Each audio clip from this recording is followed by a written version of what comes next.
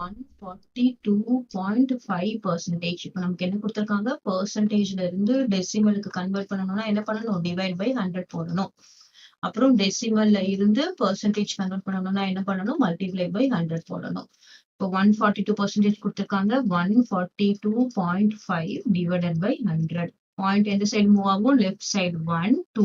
ஏன் 2 decimals move ஆகுது, இங்க 2 zeros இருக்கு, இங்க 3 0 இருந்தா 3 மூவ் ஆகும். பட் பெர்சன்டேஜ்க்கு நம்ம எப்பயுமே 100 தான் போடணும். அப்ப நமக்கு பாயிண்ட் இங்க வந்துடும் 1.425. ஆன்சர் என்ன வரும், the first one. Okay, 10th one என்ன இருக்கு, the percentage of. இப்போ நமக்கு டெசிமல்ல கொடுத்திருக்காங்க 0.005. இது நம்ம பெர்சன்டேஜா கன்வெர்ட் பண்ணணும்னா என்ன பண்ணணும், மல்டிப்ளை பை 100. இப்போ பாயிண்ட் எந்த சைடு மூவ் ஆகும், ரைட் ஹேண்ட் சைடு மூவ் ஆகும். 1 2 டிஜிட்ஸ் மூவ் ஆகும், ஏன்னா இங்க 100 இருக்கு.